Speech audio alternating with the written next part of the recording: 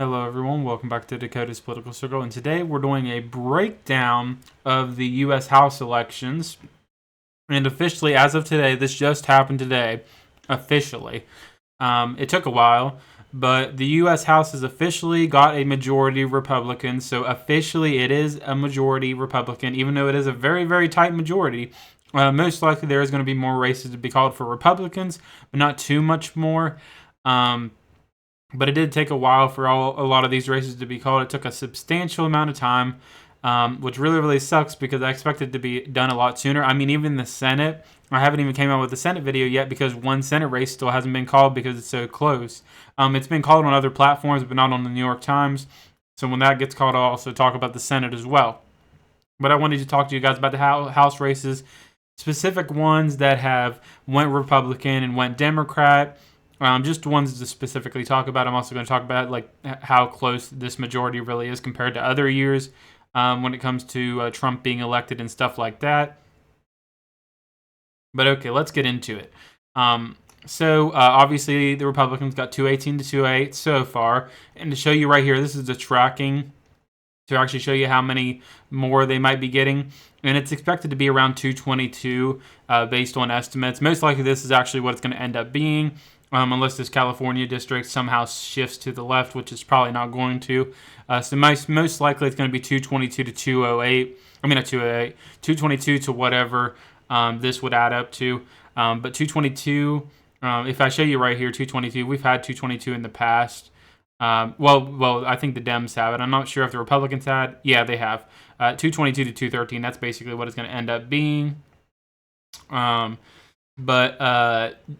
It's going to be so 202. I mean 218, 222 to 213. So that's basically what's going to end up happening in the end, most likely, unless one of these surprisingly flip to Republican or Dem. But I really don't expect that to happen with over 95% in. It wouldn't really make much sense. The only one that could probably shift left, is this California district.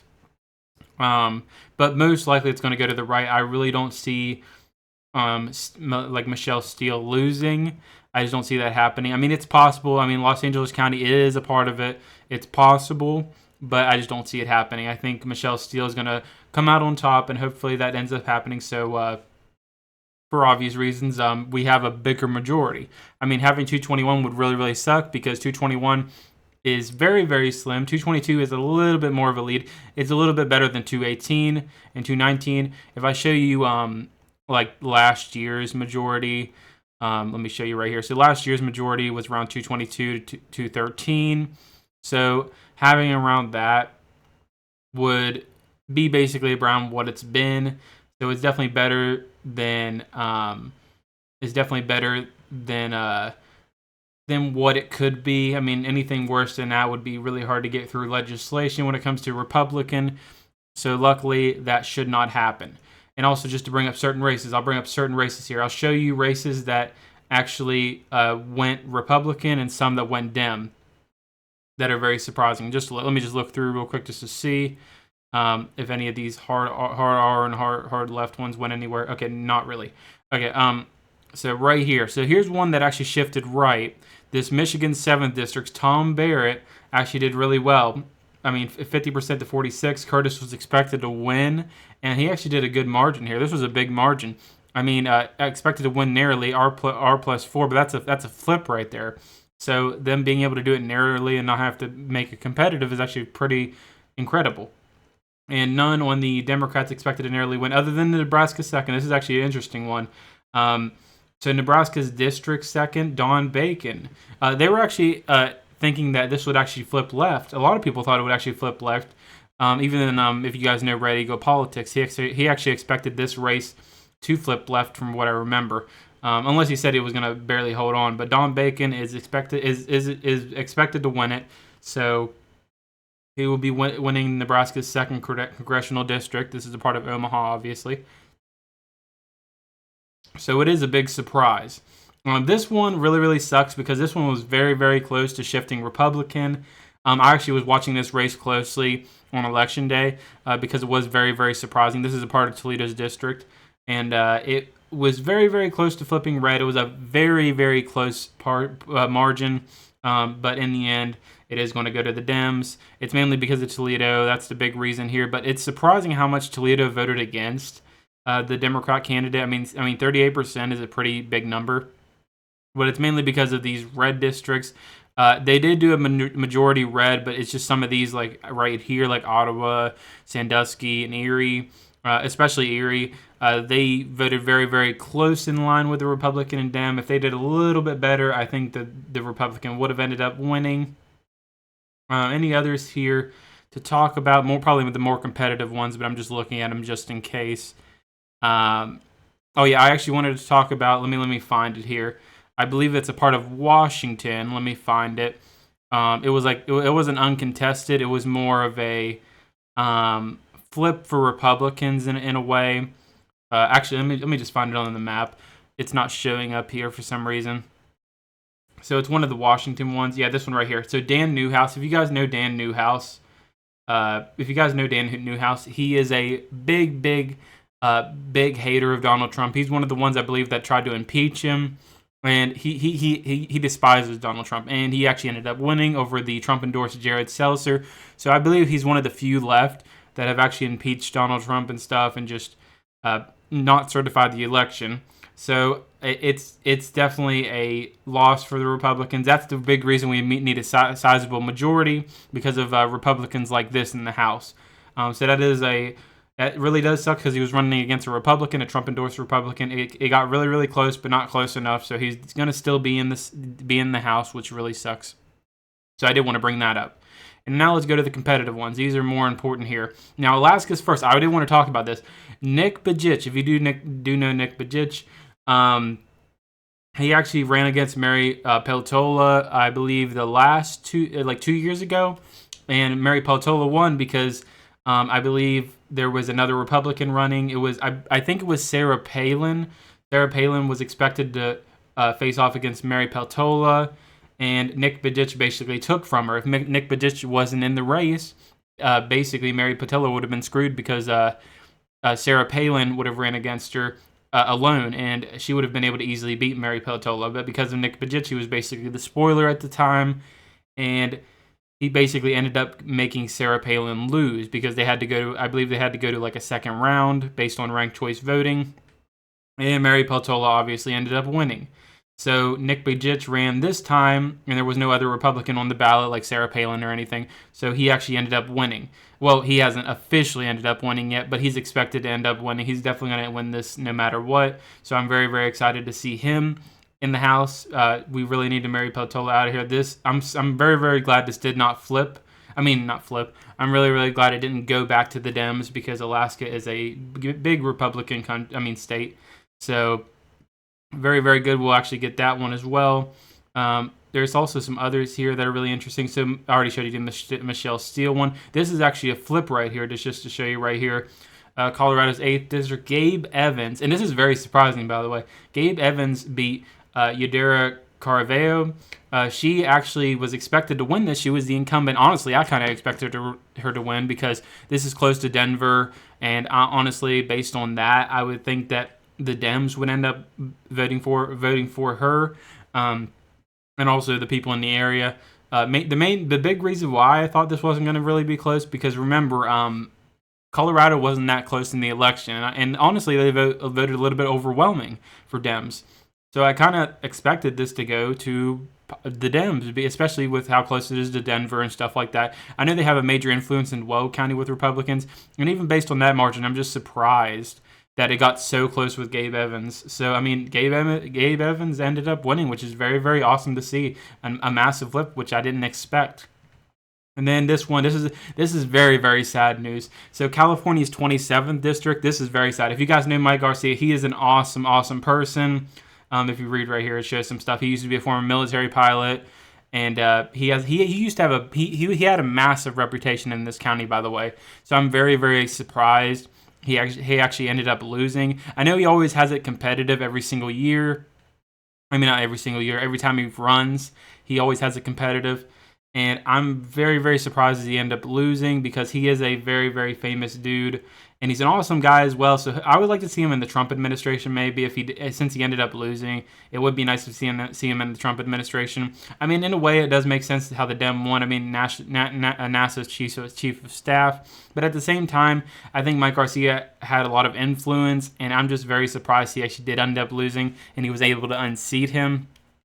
But I mean, that's just what happens when you live in the state of California. You know, it just can happen, especially when you're close to the outside of Los Angeles. It just was going to happen at some point to Mike, even though he is a really great candidate and also a great representative. But he did end up losing, so hopefully he can get a chance at the Trump administration or something like that. Maybe even run for governor if he really wanted to. But honestly, I don't think he'd end up winning. But, you know, it would be a cool thing to see.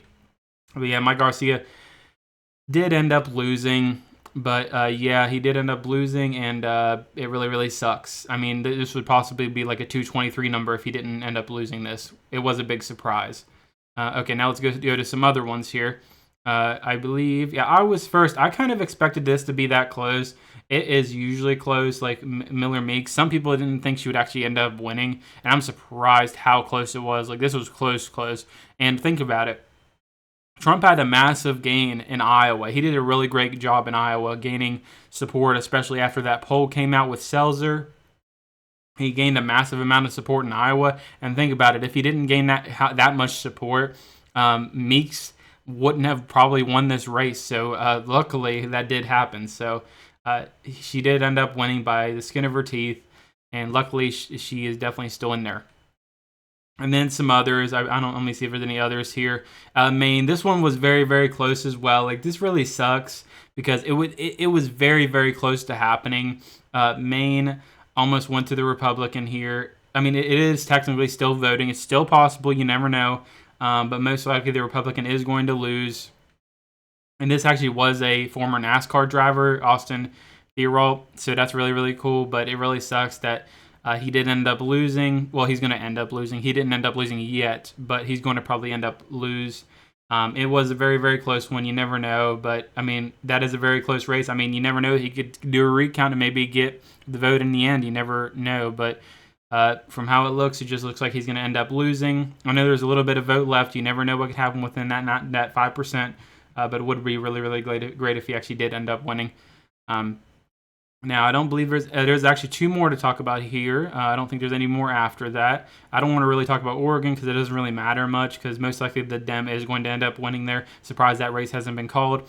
Let's talk about PA 7th. So Ryan McKenzie actually took out the incumbent Susan Wild, which is really great because this is Allentown because Allentown is I wouldn't say a major city, but it is a big sized town. And surprisingly, Ryan McKenzie did end up winning, even though he did lose the actual Allentown area. But he did gain a sizable amount in that area, like 52% to 48%, and he got 50 to 49 right there. But then he obviously massively did well in the outer counties where the Republicans usually stand out. He won by a little bit over 1 or a little bit under 1. If you look right here, a little bit over 1. He did pretty well there. And then the last district to talk about, PA's 8th district here. This one was also a flip as well. So Robert Bryn Shanahan actually won this district. This was actually also close to Allentown as well, but a little bit on the outskirts here. But he beat Matt Cartwright probably a little bit over 1. Which is really, really good. I mean, that's a really great thing to see here. Honestly, it's mainly because Pennsylvania turned so much on Trump, did a really great job for him, that this was even able to happen. So it's really, really great to see. But that's the big reason why Trump won a lot of these places. But it does suck he did underperform. Like, he did amazing in Ohio, but it makes sense that Ohio's 9th didn't go Republican, but at the same time, it gained so much. Toledo gained so much for Trump.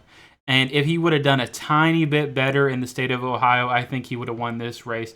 Just like if he did better in California a little bit, or maybe in some other places like Maine, if he did literally a tiny bit better in Maine, he would have won this district. It's just crazy to think that a lot of these districts could have really went for Trump. So you just never know. Now the Mike Garcia one was a big surprise, though. That is a big, massive surprise. But out of all these, at least most likely we're going to be getting the 222 to 213. So that's really, really good. I'm just glad that in the end it is going to go to Trump and the Republicans. I mean, guaranteed as of right now, it's the majority.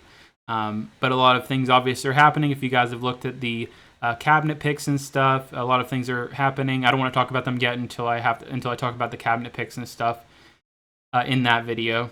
But yeah, that's mainly what's happening right now. I don't think anything else other than that that was interesting that happened here. Just looking at it in general, I really don't think so.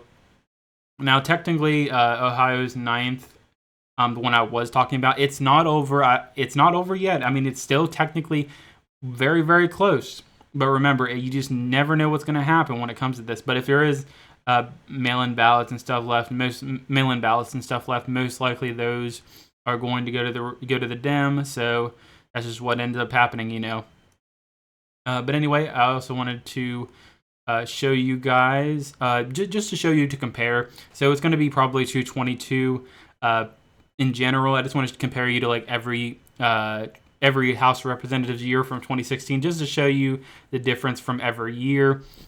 So just to compare like how well Trump, how much of a like House of Representatives lead he had in past years, and also just Biden as well. So here's 2016. Remember, he had a massive gain in the House. Like he had a and remember this and he didn't gain anything. He lost seats. And he still had 241 to 194. Like, that's just massive. And it sucks he didn't get much done because, remember, it was a lot of establishment Republicans back then. Paul Ryan really, really sucked as House Representatives leader. And then if you look at 2018 here, obviously the Dems took it back to 235 to 199. They had a sizable lead as well. This was kind of when Paul Ryan also retired. And then in 2020, when Joe Biden got elected, the Dems did have a lead in the House, which was 222 to 213. So that happened as well. Remember, this was when Kevin McCarthy actually assumed leadership. So Kevin McCarthy was leader, and obviously everyone knows how that went. It sucked. He basically caved to a lot of issues with Dems to have bipartisan support, which bipartisan support isn't a bad thing. It's a good thing, but at the same time, in some instances, it's not a great thing, just like with Speaker Johnson. He's giving the Dems a bunch of Ukraine aid, which is very, very sad. Now, I wouldn't say he's a McCarthy, but he's still not great. And then in 2022, we regained back the House. It was 222 to 213, literally how it's probably going to end up being again this year. But in this election, we gained 9 points, so it was 222 to 213, and basically it was gridlocked under Biden and stuff like that. And then in 2024, as of right now, it says 220 to 212, but it's expected to be 222. So it's probably going to be minus and minus to literally stay the same. It's just some seats flipped, some seats didn't, but it'll look almost exactly the same. But at the same time, if you look at it right here, in 2022, it was Kevin McCarthy and Nancy Pelosi. 2024, it'll be Mike Johnson and Hakeem Jeffries. So major changes in the Trump administration when it comes to House leadership and stuff. Mike Johnson, so far, his record hasn't been amazing. It's been horrible with Ukraine. He's been giving Ukraine bunches of money. But in every other aspect, I think he's done a great job. That's the only bad thing about him. But he's not a McCarthy. I don't think he's going to do everything like McCarthy used to do. I think he's a little bit better than McCarthy, but not too amazing. But yeah. I did want to talk to you guys about that, just to talk to you guys about it, because I did want to talk about the House races. Hopefully I explained it well enough, because I'm not too educated on the House, like districts and everything in between. I try my best to talk about them, but I did want to go in depth about them as much as I could. It was kind of hard because I don't know too much about the House. I know enough, about who how much of a majority we really need to pass things.